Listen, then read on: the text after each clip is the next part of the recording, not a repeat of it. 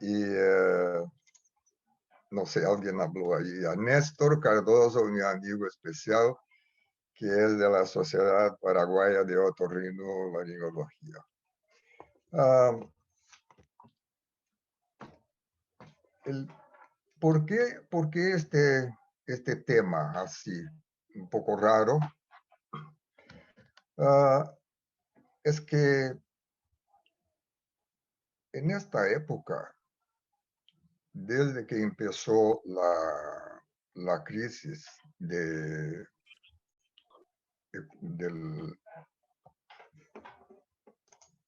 Espera un poco, ahí está. Desde que empezó el COVID, uh, cambió un poco la queja de los enfermos que antes venían por dolor de oído y yo veía la patología. Y ahora no. Ahora estos mismos enfermos son enfermos privados, enfermos que pagan una consulta y tienen una vida bastante llena de cuidados personales. Y ellos vienen con otoscopio normal, yo insisto, con otoscopio normal, y se quejan de un picor, y es un picor diferente, un picor muy profundo, y que tienen ganas de meter la mano, el dedo ahí, y quedar ahí, mantener presionado raras punzadas, presión como descenso de avión, pérdida de equilibrio, instabilidad y dolor en los músculos del cuello y espalda. ¿Ve? Es una cosa diferente. Y por eso yo tuve la intención de buscar qué pasa. Fue una osadía buscar una diferencia entre el dolor que se quejaban estos enfermos y su prurito actual en los oídos. Y fue bastante interesante entrar en este tema con otros médicos, no de la otorrinolaringología, con fisiología, en fin, comparando el prurito con el rascar, el efecto en putamen. Si tú tienes prurito y rascas, tú tienes una sensación de placer aquí. Si tú rascas sin prurito, tú no tienes placer, tú no tienes nada.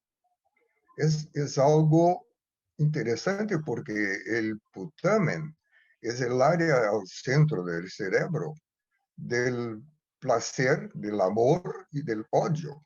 Y también el sitio donde existen las hemorragias hipertensivas. La interacción entre el prurito y el dolor, los nuevos estudios sobre el picazón se suman con una creciente evidencia de que las señales químicas que nos hacen querer rascar son las mismas señales que nos hacen sufrir del dolor. ¿Y cómo es que podremos discriminar entre prurido y dolor? ¿Cómo es que nuestro cerebro distingue el picazón del dolor? Eso no está claro. Y no creo que algún día será posible, porque como veremos, algunas fibras y neuronas do trato espinotalámico tienen una sensibilidad diferente entre la picadura y el dolor. Al pinchar, la activación de la costra secundaria se asocia con dolor, pero también con picazón. ¿Cómo hacer la diferenciación? Es muy complejo eso. En verdad, son sensaciones desagradables ambas. Son protectoras en condiciones normales y son regulados por mediadores proinflamatorios. El prurito es inhibido por estímulos dolorosos. Y si tú tienes dolor y yo te doy morfina, es muy frecuente cambiar la sensación de dolor para de picazón. Entonces, separar estas dos cosas no se cree que sea posible. Veamos la cuestión del dolor.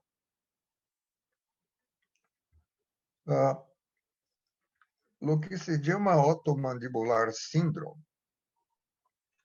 es destacada la importancia del otólogo, porque duele el oído, para el diagnóstico, aunque se requiere un abordaje multidisciplinar. No es solo el otólogo, él es importante, porque va a decir lo que tiene cuando tiene. Entonces, abordaje multidisciplinar, miren qué cosa rara, un libro que tiene 10 especialistas, es decir, para estudiar, para explicar eso del oído, tú tienes otorrinolaringólogos, psiquiatras, neurólogos, hipnosis, en fin, 10 especialistas, lo que apunta para un problema complejo que yo voy a intentar abordar un poco más, de una forma más palpable. Entra en este factor de dolor factores estresantes cotidianos que tienen relación con lo que estamos experimentando ahora en esta época de COVID. Las personas están muy tensas, están muy nerviosas en el tráfico, en el trato personal, y eso tiene impacto en el cuerpo. Y cuando son identificados los factores, el cerebro comienza a poner un estado de huida o de lucha. Y eso de lucha es que da los síntomas que que yo estoy viendo en la consulta. Y con el tiempo provoca efectos físicos reales, no es imaginario.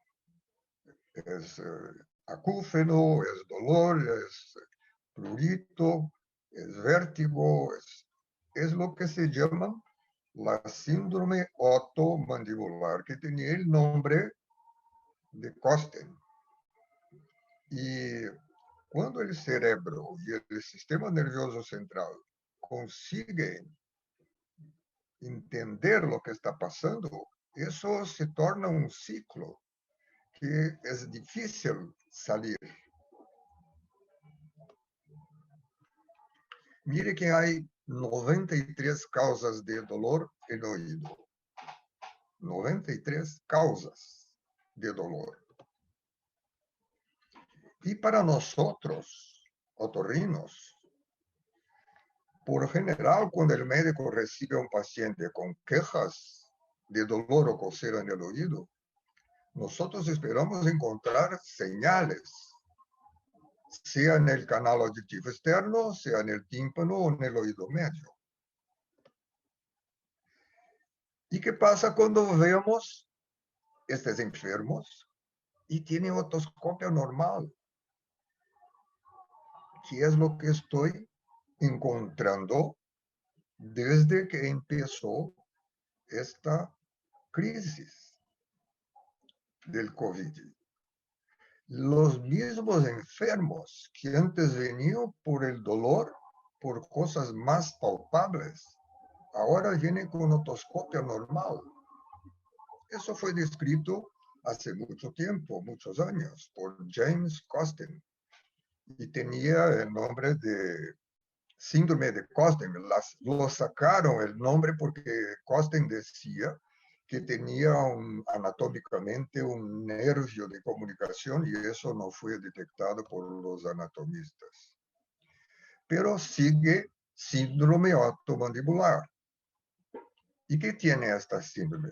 En primer lugar, dolor de oído, pero tiene también sensación de oído tapado. ¿Sabes por qué?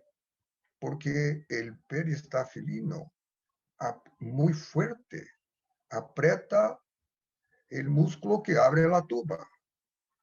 Ellos tienen mareos. Qué raro, viene el enfermo, tengo labirintitis. Vienen con acúfenos, tienen dolor de cabeza y la fase. Vienen muchos con quejas de sinusitis y no tienen nada, ni sinusitis ni otitis. Tienen migrañas y algunas veces dolor de mandíbula y en la articulación temporomandibular. Entonces, pónganse así enfrente a un enfermo que viene por una prepaga, que dejó de ir a su trabajo para una consulta con el otorrino porque tiene quejas relacionadas al oído. Y viene el doctor con una lanternita acá y una rápida miradita y le dice, usted no tiene nada. Esto no está bien para el enfermo. Entonces, poca cosa que podemos hacer para ayudar a este enfermo, más que decir que usted no tiene enfermedad del oído, más que eso, orientarlo, buscar ayuda, ¿de qué forma? Muy bien, se puede escuchar algunas veces estalidos, se puede provocar dolor ahí. Pero las causas principales están acá, son musculares. El esternocleidomastoideo, los músculos de atrás, desvíos de la mandíbula. En fin, nosotros no somos odontólogos, pero son pequeñas cosas que por lo menos el enfermo va a sentir que te interesaste un poco más que simplemente echar una mirada en su oído. Y vas a orientarlo de una forma a que pueda buscar ayuda. Paciente arquitecto, 46 años, dolor en oído, 30 días, noche y día, fuerte, impedía de dormir. Fue un otorrino que le dio antibióticos. Desgraciado, ignorante. Ultrasonido no concluyente. Claro, el enfermo persistía con el dolor, fue a otro otorrino. El otro otorrino cambió antibióticos y más ibuprofeno. Este mismo enfermo vino a buscarme y la otoscopia era normal, incluso con el microscopio. Paciente estaba muy tenso por la pandemia, como estoy hablando a ustedes, y tenía un nódulo cervical que hizo una aspiración con aguja fina y ahí se encontró células de un carcinoma epidermoide. Y el punto encontrado fue una amígdala que fue operada y el examen anatomopatológico mostró un carcinoma epidermoide HPV relacionado con invasión perineal, por eso tenía tanto dolor. Feliz quedamos nosotros cuando el enfermo con el prurido tiene hongos. Muy bien. Limpiamos los hongos. No importa si son un aspergillus niger, una cándida, un flavus. Es un hongo y no duele. El hongo no duele. Duele si viene arriba del hongo una bacteria. Pero el hongo por sí solo rasca y, claro, hipoacusia. Dolor después. Otras cosas también pueden producir cosera. Granulomas, una ischiasi X que confunde mucho con eczema, el linfoma, muy raro en la piel. Ese es un niño de 1 año y 2 meses, muy raro. Eczema, bastante visible, y se trata el eczema.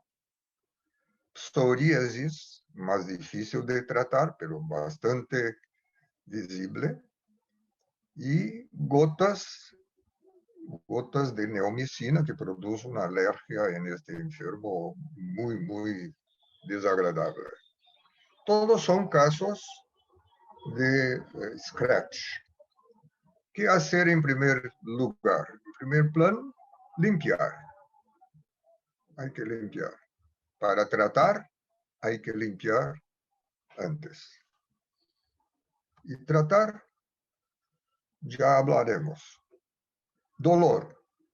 Herpes zóster con las vesículas. Mucho dolor. La meningitis bollosa. Les digo que no es para pinchar. Yo experimenté eso y pregunté al enfermo, ¿sentiste algo? Nada. Solo salió sangre, que es muy desagradable al enfermo de mirar. Entonces no hay que pinchar. Ni esta forma. Esto es el epitelio escamoso que se rompió por la presión, por la formación de la vulva. Este no tiene, también es una meningitis de una noche al día, que se formó, mucho dolor. Tampoco el pinchazo no cambia nada. Furúnculo. Cuando está en la fase inicial, no hay lo que pinchar. Cuando está maduro, que tiene algo ahí, no tiene también por qué pinchar, porque ya no le duele más. Y va a crear un espacio abierto en la piel que se pueda contaminar. Carcinoma basal. ¿Por qué yo hice una biopsia en este caso? ¿Por qué? Miren, parece tan bueno. Porque la señora estaba usando por un picor que tenía 4 meses de una crema con corticoides y no mejoraba. Pero lo que me llevó a la biopsia fue que tiene esta vascularización acá. Esto no es normal en la piel del oído. Bueno, carcinoma de célula escamosa, eso claro, una biopsia. Esto ya vimos. En la fase inicial no tiene nada para hacer, solo calor, analgésicos. ¿Gotas para qué? Ponen gotas para echar fuera plata, porque está cerrado, ¿no? El estáfilo está dentro de un pelo. Esto fue bastante desagradable. Y les digo que después de usar todas las cremas y ácidos que múltiples dermatólogos me aconsejaban a usar, vino a Porto Alegre un médico francés y yo le enseñé la foto y me dijo ácido bórico en polvo. 6 meses y el epitelio empezó a cubrir y volvió el tímpano normal, después de usar múltiplos otros. Entonces, polvo de ácido bórico.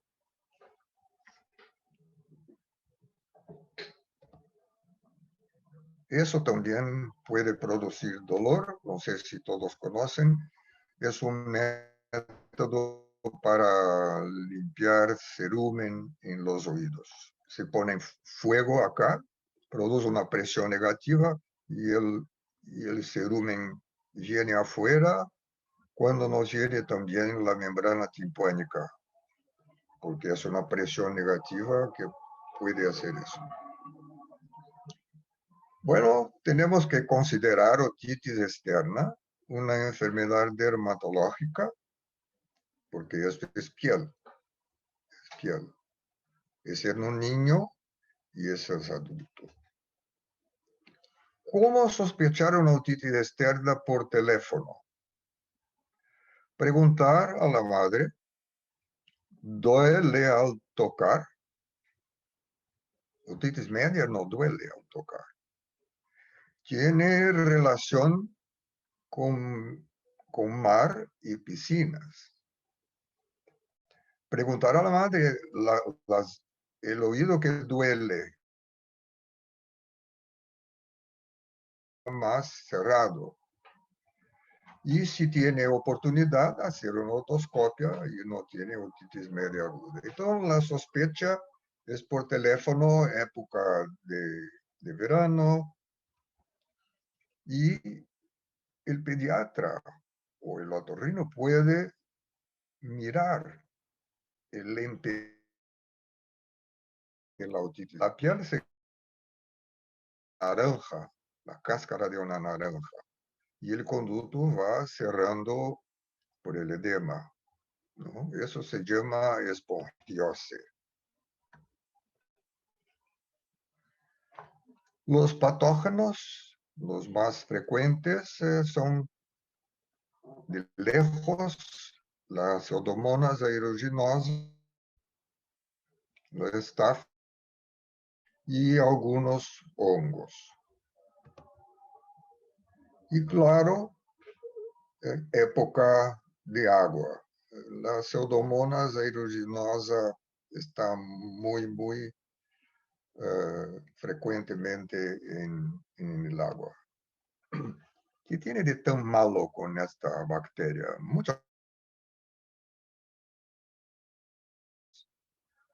El antibiótico que produce, que es la tiocianina,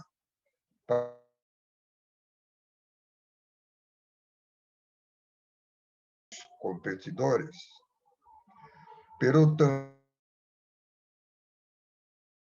de los mamíferos, de los otros. Tiene ahí una capacidad que se llama Sviterión, que es un ion cargado de electricidad que puede a través de la membrana ser un característico muy interesante. Miren, además del color, él se va por abajo de la piel. Si vas a poner antibióticos o sea lo que for como bactericida, hay que lembrar que ella está por abajo y suelta la piel. Hay que sacar la piel. Es un aspirador y el aspirador con mucha facilidad limpia esta piel, que es importante hacer eso para después poner la medicación que vas a elegir. Eso hay que hacer. Eso es indolor porque la piel está absolutamente suelta.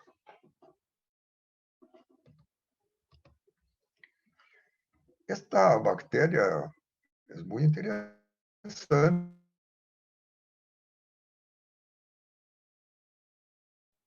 que cuando está isolada en estado planctónico, no tiene virulencia, no ataca a las células.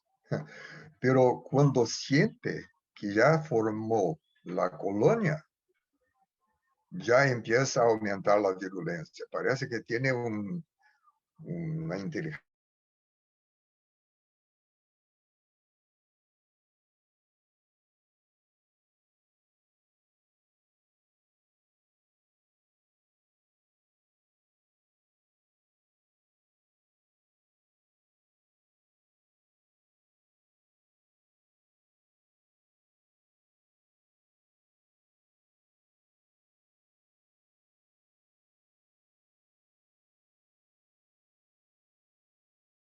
Caja de combustible de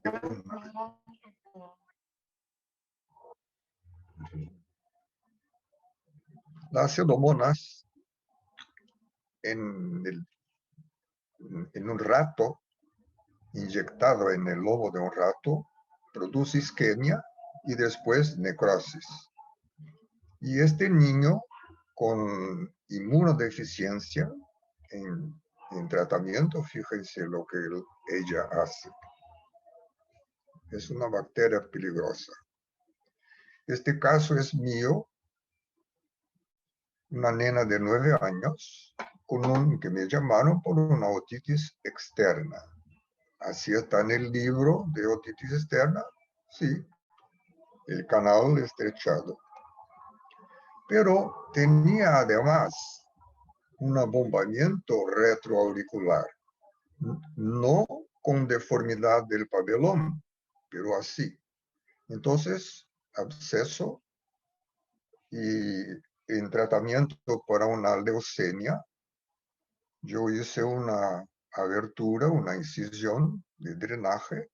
Cuando yo aspiré la secreción purulenta que tenía, así estaba el hueso y una abertura en la pared posterior de la mastoide, con una imagen azulado ahí. Cuando yo metí el microscopio, ahí está la imagen azulado que es el seno lateral. Es decir, pseudomonas, inmunodeficiencia en una nena, empezó por acá y ya estaba más adelante. Este es un regalo del profesor Richard Rosenfeld, que preconiza para pseudomonas o para otras bacterias vinagre con alcohol isopropílico medio a medio. Realmente es una mezcla muy, muy activa y barata. Una fórmula doméstica, alcohol isopropílico 10 cucharaditas, con 8 gotas de vinagre, también barato. Si no tiene alcohol isopropílico, puede ser otra calidad de alcohol, el efecto será muy parecido, muy semejante. Lembrar que la vieja fórmula, 3 gotitas 3 veces al día, 3 gotitas, este es un error, porque las gotitas van a pasar por el área. La otitis externa está ubicada acá, en este tercio del oído. Va a pasar rapidito y viene al tímpano. Hay que llenar hasta arriba y dejar algunos minutos, que sea una vez al día. Y cuando el edema es muy grande, hay que poner algo para mantener ahí la medicación. Entonces, ponemos eso, ahí ponemos la gotita y durante el día poniendo. Pero eso se paga en dólares. Se puede poner mucho más barato, es el tapón que las mujeres usan, y hacer así una cosa semejante a, no me acuerdo el nombre. Bueno, adelante por el dolor. El diagnóstico diferencial de la otitis externa es hecho con la otitis aguda. Esto confunde mucho.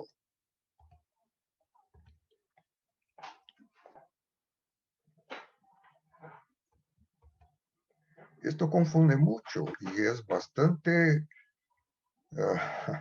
es un problema. Tú acabas de mirar el oído del niño y empieza a sangrar, pero no. Este es un enfermo mío, eso ocurrió. Pero yo enseñé a la madre que es la uña que tiene, que rasca, ¿no? El niño con cara de satisfacción. En general son los gorditos que tienen eso. Y otra cosa son las abuelas, las vecinas con más edad que dicen, ¿ves?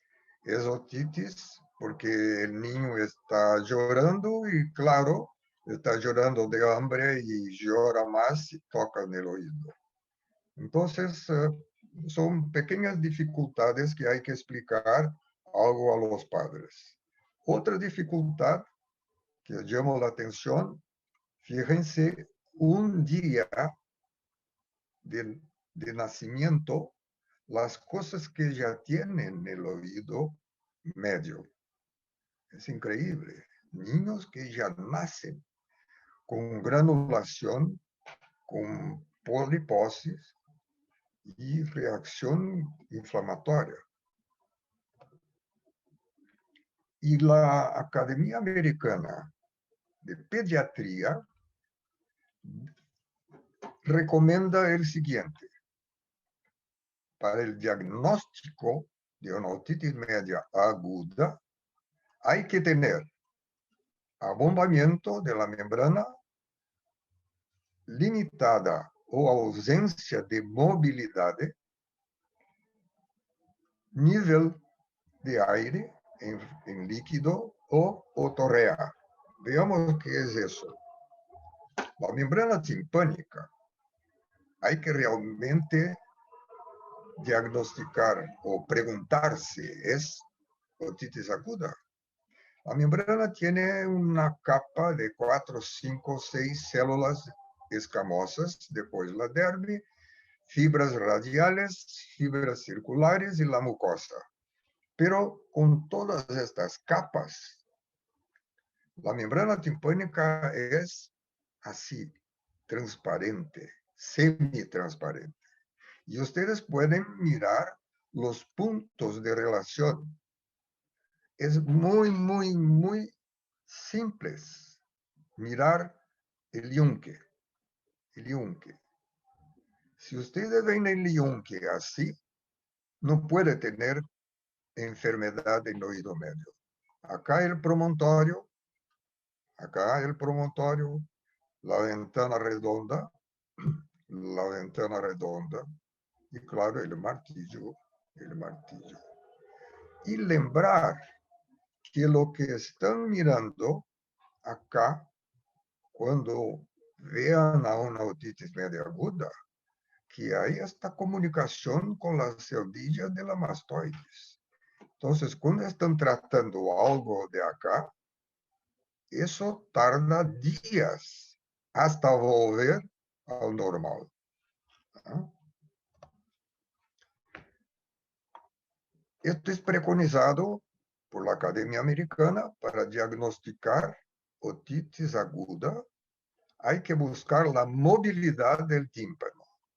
Esa es una cosa, la neumotoscopia, que tiene a esta edad, 1864. Se presiona para la membrana timpánica ir adentro y se suelta para la membrana venir afuera. Así enseña cómo hacer. Pero yo les digo, si yo tengo una membrana así, yo no tengo que verla adentro y afuera, para decir que no tiene nada. Acá enseña a diagnosticar retracción de la membrana timpánica.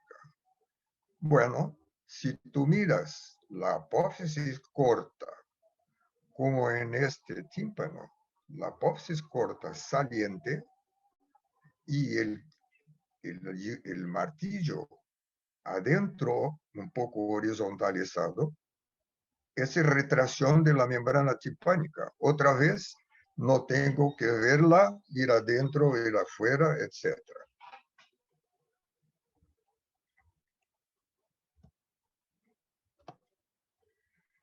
Nivel líquido. Preconizan hacer eso para ver el nivel líquido abajo, el nivel líquido arriba. Eso no es un juguete para ver el nivel abajo o arriba. Mira, si yo veo que tiene este nivel líquido así, con este color, yo puedo decir con toda seguridad que hubo una otitis media aguda, muy probablemente bacteriana, y ahora está mejorando, está bajando, bajando, bajando el líquido. Esta señal es la señal de cura, que no tiene que dar más nada.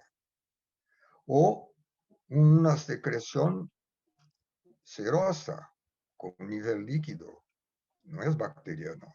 Burbujas, que quiere decir que la tuba ya está dejando entrar aire. No tiene que hacer que ver las burbujas moverse. Y esto es el cúmulo, el máximo de la tontería, de la barbaridad. Presionar la membrana timpánica para ver si es positivo o negativo.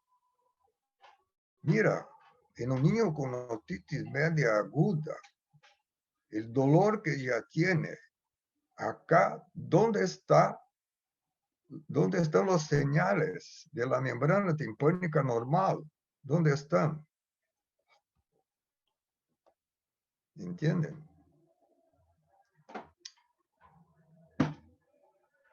Entonces, dejamos eso pasar y vamos adelante.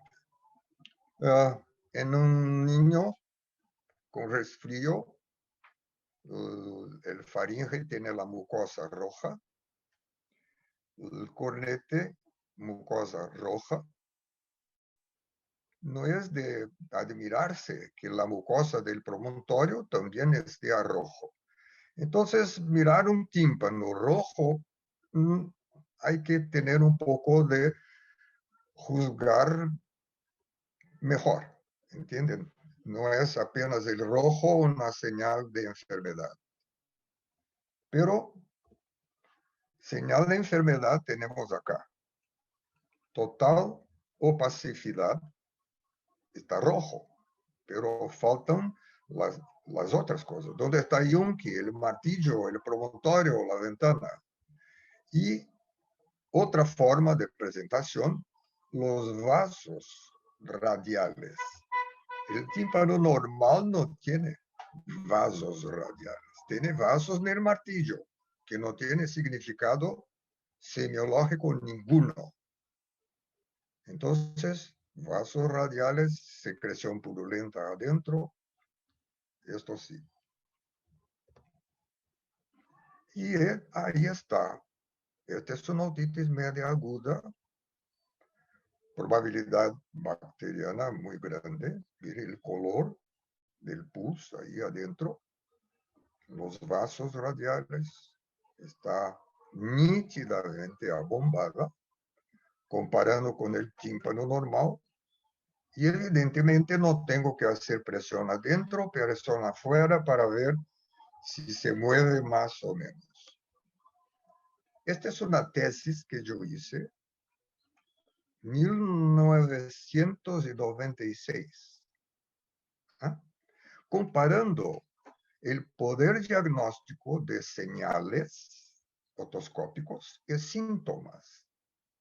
Y de lejos, el abombamiento de la membrana timpánica es el que tiene mejor probabilidad de tener una otitis media aguda. No tiene retracción, burbujas, nivel líquido, vasos, alteración de sueño, alteración de humor, qué sé yo. Todo eso puede llevar a la consulta. Para el diagnóstico de abombamiento, sin duda, es la mejor señal. Acá ya les dije, mejora. Un problema frecuente son el cerumen, que tiene una función bastante importante, pero las madres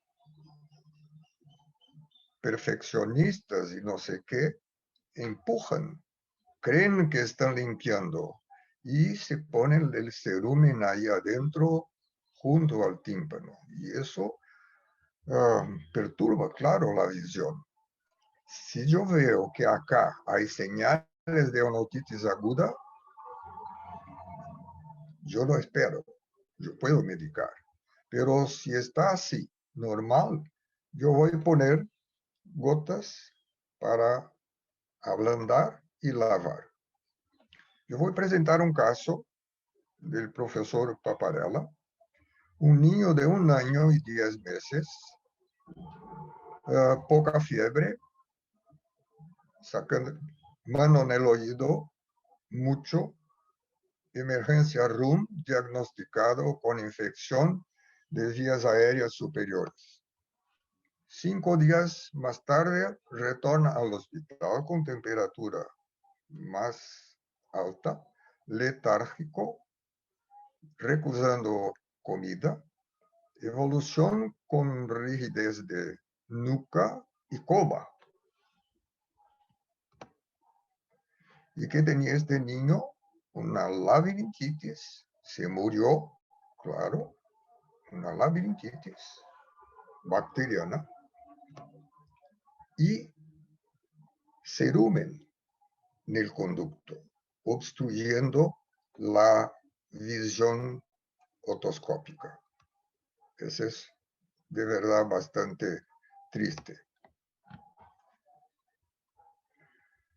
Para quien no ha visto nunca, esta es una otitis media aguda bacteriana que estoy drenando. Eso tiene por lo menos 30 años. No hacemos más eso. Por alguna razón, el director del hospital no deja hacer eso con frecuencia. Algunas veces lo burlamos y hacemos un tubito ahí, que en este caso va a seguir como dreno, porque en realidad es un tubo de ventilación, ¿no? Ve cómo sale secreción.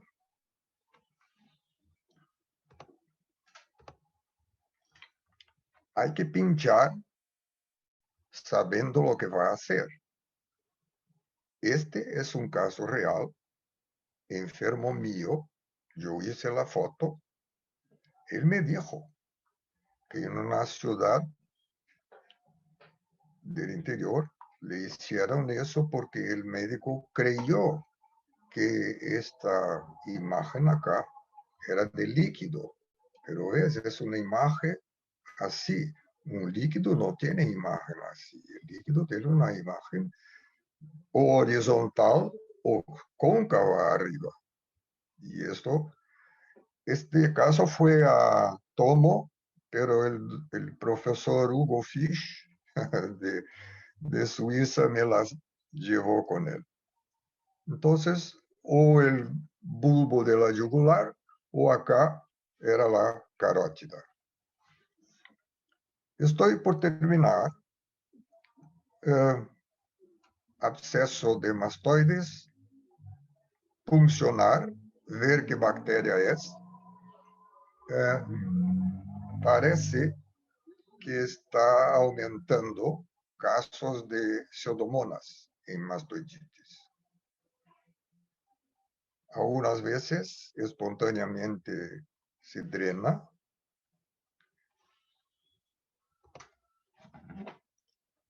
Este es de un colega mío.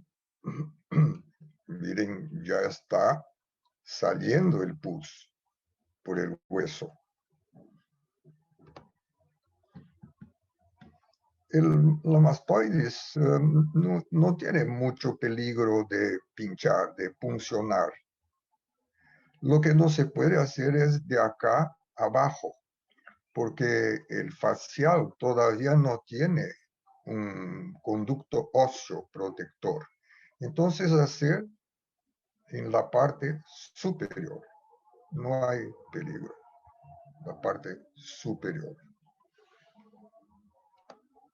Este señor enfermo mío, el padre llevaba con frecuencia a una ciudad, era del interior, y el médico puncionaba, entonces el padre aprendió cómo hacer y se limpiaba un cuchillo y él mismo hacía hasta que se quedó ahí un agujero que yo operé después.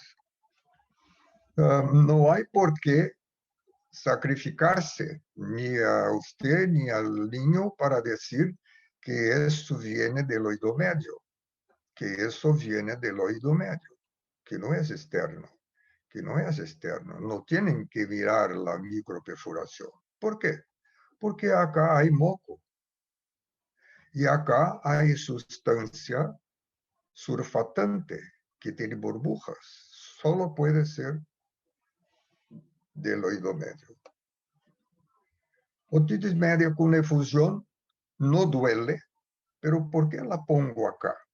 Otitis media con efusión del tipo GLU, esta, y el tipo seroso, el tímpano normal, para ver la diferencia.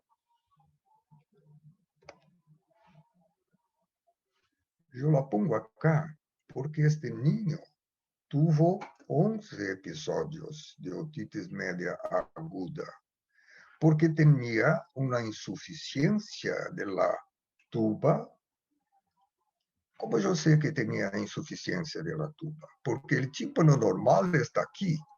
Fíjense que yo veo el nervio, el nervio que va al facial, el estapedio, porque la membrana está tan atrófica por persistencia de la presión negativa. Yo veo el promontorio, yo veo una ventana con mucho más nitidez, además de una secreción amarilla. Entonces yo sé que es un niño que tiene que poner por lo menos un tubo de ventilación. Entonces la otitis serosa entra dentro de este capítulo de dolor por esta razón. Acá también, este tiempo que toca al promontorio, es una retracción. El culpable, tuba. Acá, un caso muy triste, muy triste. Esto sería lo que estamos mirando, muy triste.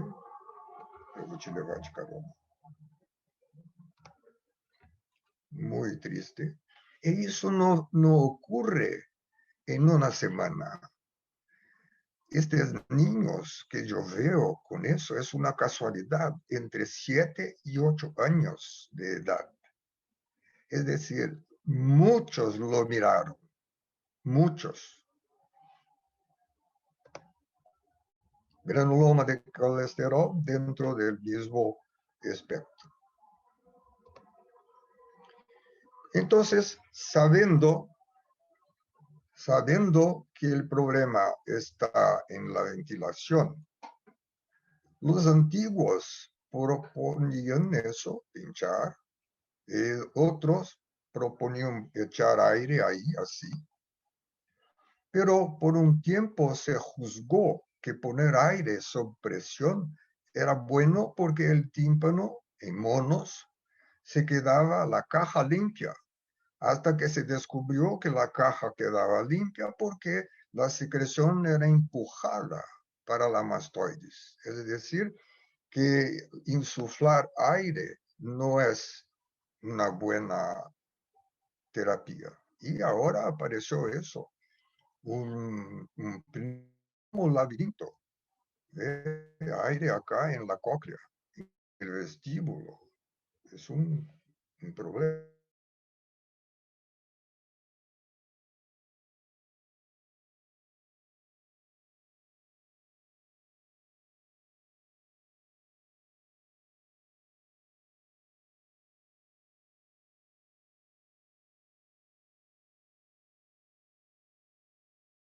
El martillo, este aspecto blanquecino se llama tímpano con el martillo yesado, porque la cantidad de calcio de este martillo es igual en todos. Él parece más blanco porque por el contrario. Acá tenemos la tuba de una nena de 3 años, cerrada. La tuba abre por 0,2 segundos a cada 1 a 2 minutos al día, un total de 3 a 4 minutos. Eso corresponde más o menos a unas 1000 veces al día. Si eso no ocurre por este periodo, el aire empieza a ser absorbido y va, claro, tener consecuencias en la membrana timpánica. ¿Cómo, cómo maniobrar eso? En realidad, nosotros somos descendentes acuáticos, por supuesto, por la inmunidad de los tiburones. 450 millones de años llevaron para hacer los cambios que asistimos y que, interesante, el desarrollo embriogénico reproduce las etapas de la evolución humana.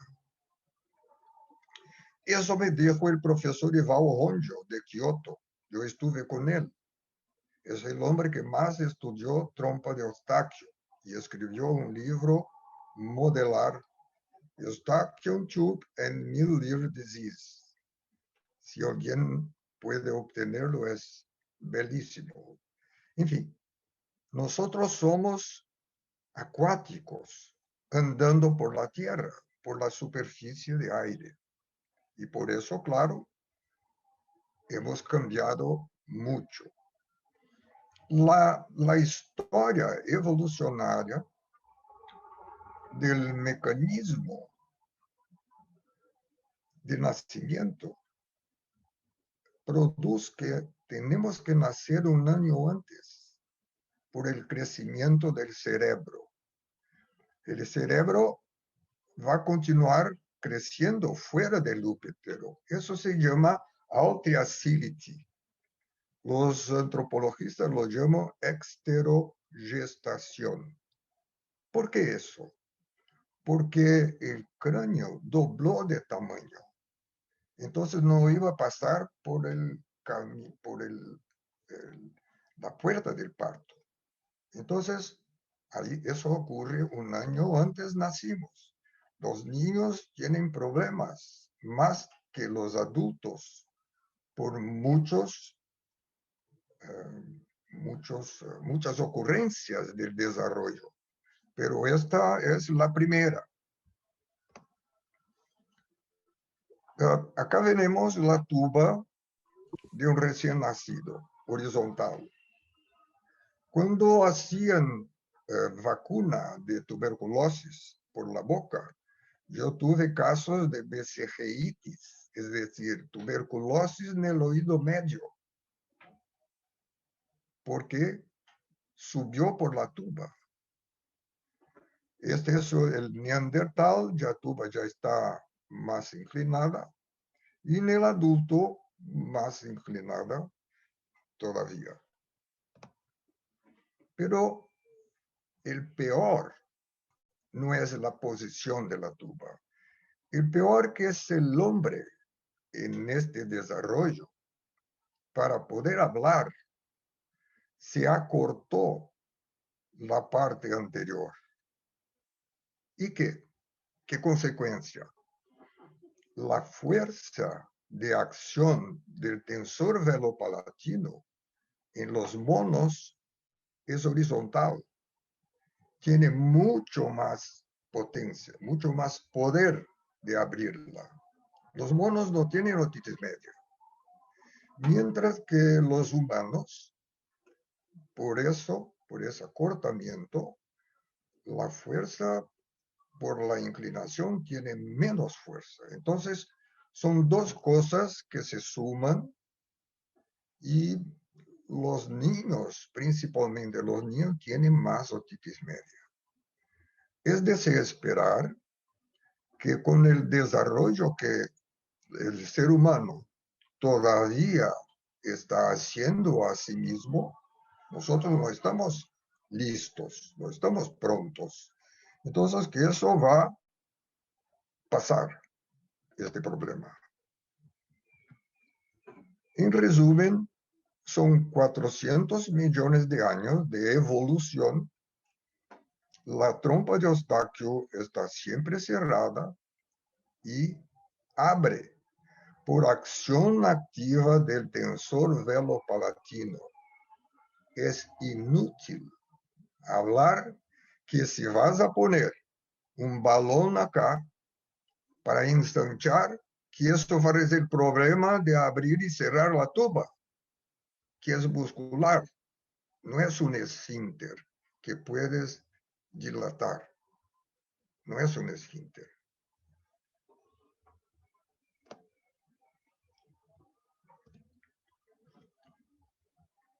La trompa de Eustaquio es entonces considerada un órgano defectuoso, a pesar de ser el resultado de un elaborado proceso evolutivo. Eso también es una afirmativa de Yuval Harari. El oído medio es una estructura nueva en la evolución de los animales terrestres. Es el resultado del desarrollo de los antepasados que llevaban agua en el oído. El tiburón lleva agua en su cóclea. Y nosotros tenemos no agua, pero endolinfa, es líquido también en nuestro oído. Entonces, oído medio es un espacio lleno de aire que necesita un canal para ventilar, que es la trompa de Eustaquio. ¿Cómo fue que otros animales acuáticos, como nosotros, animales acuáticos, cómo ellos resolvieron este problema de la presión negativa? Eso me regaló el profesor Sadeh de Israel en Estocolmo. El pingüino puede bucear hasta 150 metros, las tortugas 300 metros, las ballenas 1000 metros. ¿Y cómo el tímpano no va adentro? ¿Por qué? Y ese es el trabajo de Sadeh, porque tiene una vascularización en la mucosa que se llena de sangre a la mesura que va bajando y va aumentando la presión negativa. Interesante eso. A lo mejor, no sé qué va a ocurrir con nosotros, mamíferos, pero así ocurrió con ellos. Yo quería dejar un tiempo, tengo algunas cositas más, pero para hablar con ustedes que me escuchan. Yo sé que estoy poniendo puntos discutibles que vienen de mi observación, de mi estudio, de mi experiencia.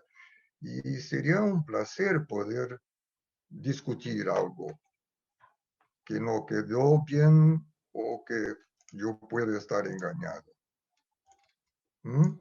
Profe, primero que nada, muchísimas gracias, profesor Moacir Safer, por esta brillante y hermosa charla que nos diste esta tarde. Aprovechar también esta oportunidad para agradecerle al doctor Richard Wagner, que hace posible que muchos colegas de Latinoamérica estemos hoy, esta tarde, conectados.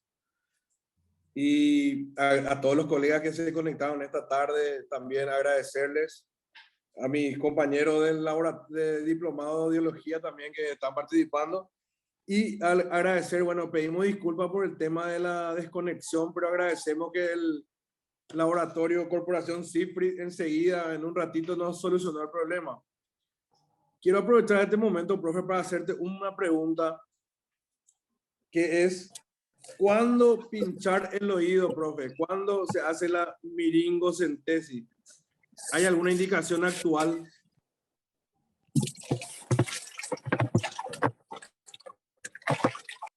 Esta cuestión actual me preocupa un poco porque, ah, por ejemplo, si tenemos hoy una publicación,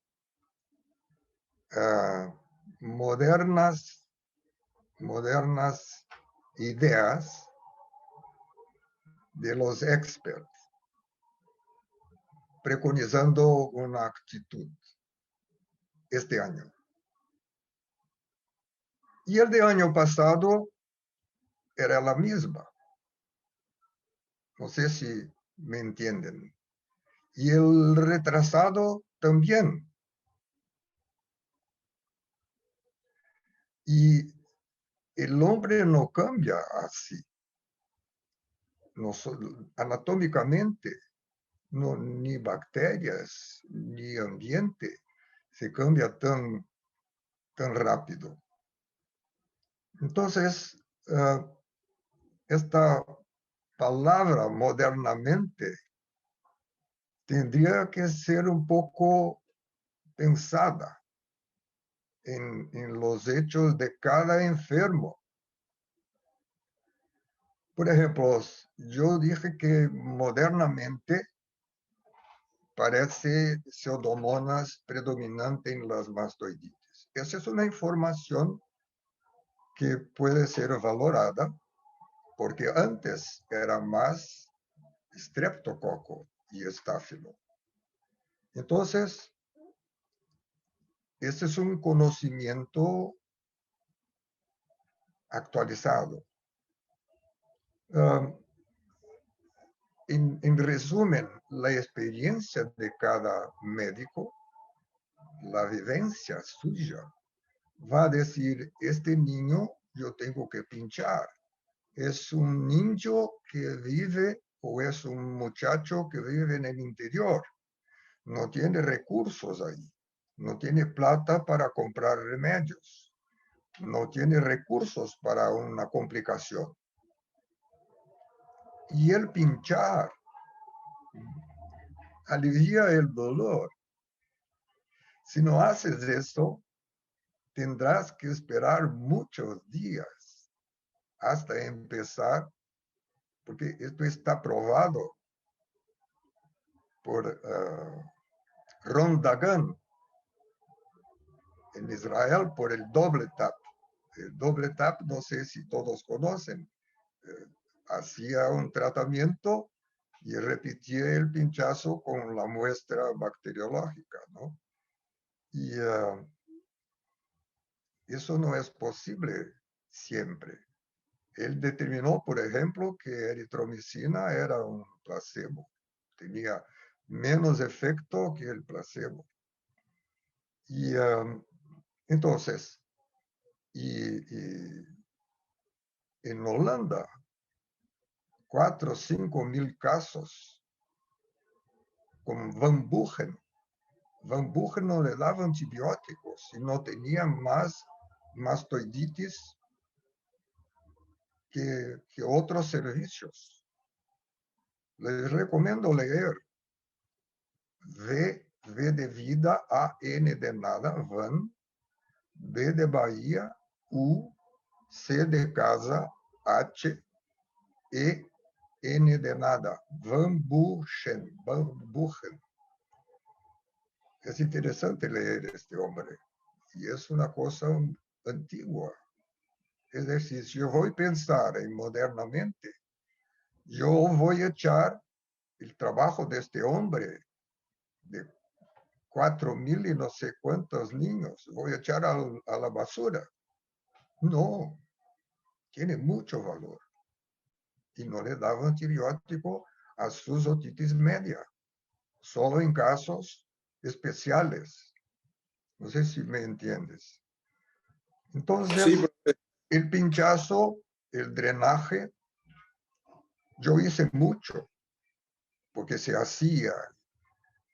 Yo no quería perder mi clínica pediátrica por ser un hombre agresivo, ¿entiendes? Entonces, el, yo tuve que doblarme a las ganas del hospital, del director del hospital, y también la fuerza de los pediatras, la fuerza de los clínicos que impedían eso. No sé si en otros países esto ocurrió, pero presentemente acá en Brasil no es frecuente eso. Es muy, muy raro.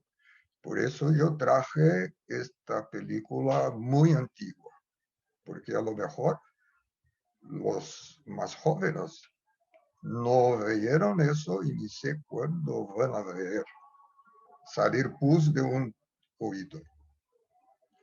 No hace mal pinchar, hace bien. Voy a repetir, no hace mal. Yo no sé por qué.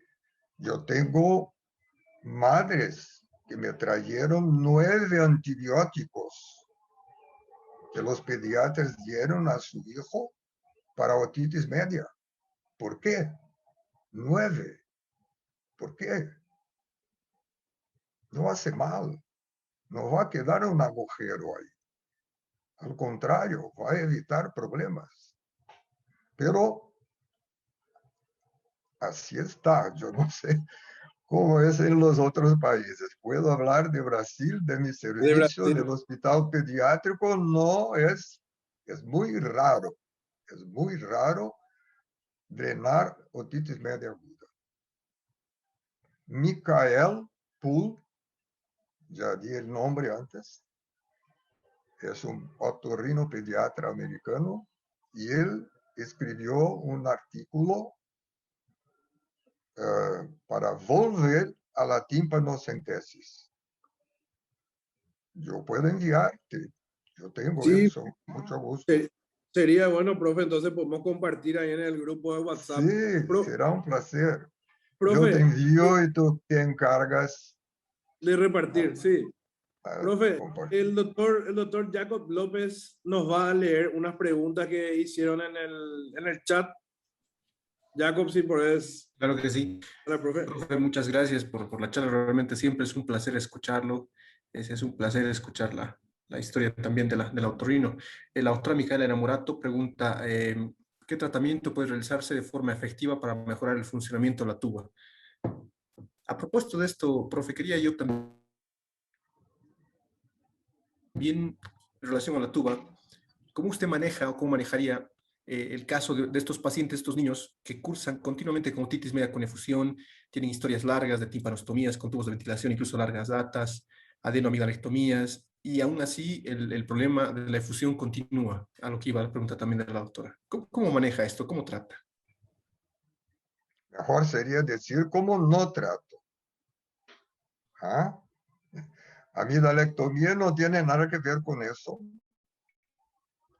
Adenoidectomía a lo mejor tiene porque yo estuve con un japonés llamado Yamashita en Kanazawa, a donde él medía la presión para abrir la tuba. Él tenía un aparato que medía cuánto de presión en el rinofaringe para abrir la tuba. Pero la tuba no se abre así, la tuba se abre por acción activa del tensor velo palatino. Y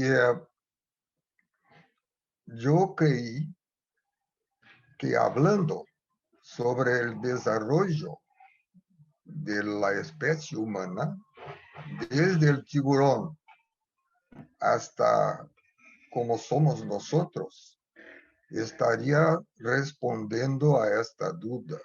¿Cómo vamos a resolver el problema de la funcionabilidad de la trompa de Eustaquio? Nosotros no tenemos cómo resolver eso. Yo puedo decirte, yo conocí al profesor Horst Wulstein. Horst Wulstein fue el primer a describir una timpanoplastia del mundo. ¿Escuchaste? En Würzburg, en Alemania. Sí, profe. Bueno, entonces, claro, venían los tímpanos agujerados y él cerraba los tímpanos con piel, y algunos tímpanos o no cerraban o se iban adentro. Entonces el profesor Wolstein percibió que el problema estaba en la tuba. ¿Qué hizo? Yo tengo ese trabajo. Él publicó y tiene ahí las fotos, cómo ponía estroncio en la tuba, en la parte membranosa de la tuba. Quemaba con estroncio, fíjate. Y claro que no resolvía. ¿Cómo lo resolvía con estroncio? Empezó a usar un hilo de plástico para desobstruir la tuba. ¿Ves? Desobstruir la tuba. Ahí está en su trabajo las fotos y los rayos X mostrando los falsos caminos que esta cosa producía. Muy peligroso al lado de la carótida. Pero también sin resultado, porque el problema de la tuba no es una obstrucción para poner ahí algo y abrir. Es funcional. En el mismo camino, la buena intención del colega canadiense con los balones que va a dilatar la tuba y que cuando sale el balón va a cerrar la tuba. El mecanismo no es dilatar un esfínter, es un problema. Tubo de ventilación, no hay cosa mejor todavía. O la humanidad va a persistir evoluyendo y eso va a resolverse si tardó 450 millones de años, yo no sé cuántos tendremos todavía por adelante. Por el momento, yo tuve, por ejemplo, casos de fisura palatina, ¿no? Todos van del tímpano adentro, fisura palatina. Entonces, yo tuve casos, el niño, hijo de un almirante, me acuerdo, ya tenía 7 tubos, pero a los 10 años el tímpano quedó en su sitio y no tuvo que poner más. Es eso que tenemos, no hay otra cosa. Infelizmente, me entristece decir eso, ¿eh? Pero hay que encarar una realidad. Claro, los alérgicos tienen más, adenoides tienen más, eso todo podemos medicar, podemos actuar. Mira, si el edema de la mucosa nasal, de la mucosa de los senos, no hay por qué no tener edema ahí en la mucosa de la tuba. Todo eso se trata. Pero una solución no veo cómo. No veo cómo. Gracias, Mira, profesor. parece... Espera. ¿Sabes cuántos tubos ¿Cuántos tubos yo tuve que poner el año pasado? 12. 12. Puede parecer que si el niño viene, yo pongo tubos. Viene y pongo... No, no es así. Cada caso hay que decidir. Es poco. 12 es muy poco. Hay colegas míos del hospital que yo veo ponen 3, 4 por mañana. Bueno, son sus diagnósticos. Tiene una gotita de secreción ahí, ponen tubos. Eso no está cierto. La otitis secretora, por lo menos 3 meses esperar para ver si no resuelve. Por lo menos 3 meses. Y algunos estaban esperando los 3 meses, se pasaron 5 y se resolvió.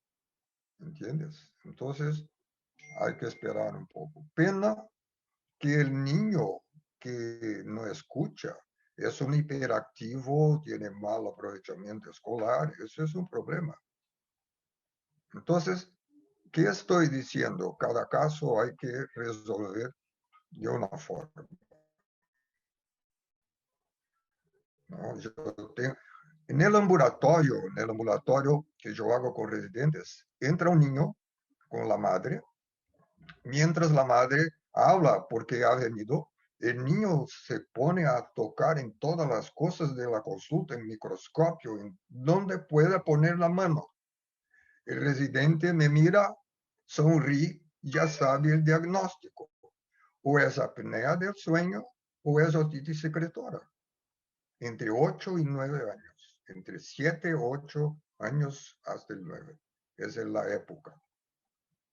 ¿Ves? Hasta el residente ya sabe hacer. Claro, y la imitanciometría. La imitancia es fantástica. ¿Tienes duda? Imitanciometría. Es fantástica. Parabenizo a los dinamarqueses, a los daneses que inventaron eso. Había otra pregunta más, profe. La doctora Gabriela nos pregunta, en relación a la fórmula del vinagre con el alcohol isopropílico en otitis externa, ¿por cuánto tiempo lo medica? Álcool boricado se llama la solución, 4 o 5%. Álcool boricado es la mezcla. Yo creo que 50%, como propuso Richard Hodenfeld, es muy, muy fuerte el vinagre o el alcohol, puede arder. Entonces, una vez al día, a la noche, 5 días, no hay bacteria que va a resistir. No va. Excelente. Muchas gracias. Y Esto no nos gastar con antibióticos que son caros. ¿Viste el caso de la neomicina? Mira, el médico me dio una medicación para el oído. Mira cómo mi hijo se quedó, doctor. Eso es mal para la clínica.